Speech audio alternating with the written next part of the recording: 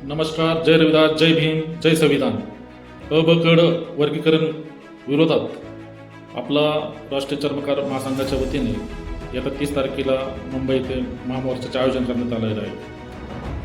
ह्या उपवर्गीकरणाला आपला विरोध आहे, कारण की हे जे वर्गीकरणचा घाट घातला जात आहे, हे कशासाठी घातलं झालं याचं स्पष्टीकरण सरकारने आपल्याला द्यायला हवं. आणि हे जर तुम्हाला वर्गीकरण करायचं असतं तर सर्व जे एकूण 60 जाती आहेत SC समाजाच्या, त्या सर्वांना एकत्रित करून त्यांच्यामधले प्रत्येक प्रतिनिधी, त्यातले जे इतिहासकार आहे, जाणकार आहे, त्यातले सर्वांना एकत्र करून प्रत्येक समाजातील प्रतिनिधी घेऊन तुम्ही समिती नेमायला पाहिजे होती. पण तुम्ही फक्त एकाच व्यक्तीची बदल समिती नेमली आणि त्यांच्या अहवालानुसार तुम्ही वर्गीकरण करणार आहात. त्या वर्गीकरण कशाच्या आधारे करणार आहात याचे पण स्पष्टीकरण कोणत्याही पद्धतीने दिले जात नाही समाजाला.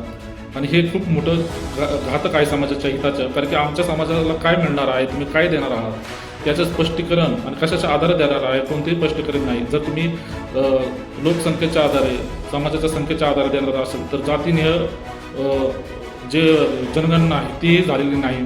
आणि मग तुम्ही कोणत्या आधारे तुम्ही आरक्षणमध्ये बकड असं विभागणी करणार आहात. आणि जर त्याच्यामध्ये जर विभागणी करणार असेल आणि त्याच्यानुसार जर SC समाजामध्ये आपसात जर वाद निर्माण होणार असेल तर कोणत्याही प्रकारचा हा वाद निर्माण होऊ नये त्यासाठी या उपवर्गीकरणाला विरोध आहे. डॉक्टर बाबासाहेब आंबेडकरांनी जेव्हा संविधान लिहिलं तेव्हा त्यांनी 13% आरक्षण हे SC समाजासाठी दिलेलं आहे आणि त्या 13%मध्ये आजपर्यंत SC समाज गोडीगोविंदाने त्याचा आरक्षणाचा लाभ घेत आहे. काही प्रमाणात, कमी जास्त प्रमाणात काही लोकांना त्याचा लाभ झाला नसेल, पण सर्वांना समान संधी त्या ठिकाणी देण्यात आलेली आहे आणि तीच टिकून राहावी यासाठी उपवर्गीकरणाला हा विरोध आहे.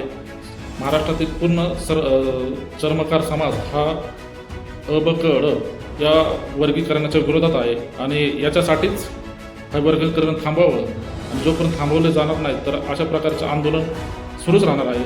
आणि ह्याची पहिली पायरी म्हणून येत्या 30 जून रोजी मुंबई या ठिकाणी मेट्रो सिनेमाजवळ बहुसंख्येने महाराष्ट्रातून पूर्ण चर्मकार समाज एकवटला होणार आहे. जर आपल्या भावी पिढीचा विचार करायचा असेल, त्यांच्या आरक्षणावर जर घाला होणार असेल तर याच्या विरोधात जास्तीत जास्त समाज बांधवांनी मुंबई या ठिकाणी सकाळी 11 वाजता मेट्रो सिनेमा जवळ उपस्थित राहावे ही आपल्या सर्वांना कळकळीची विनंती आहे.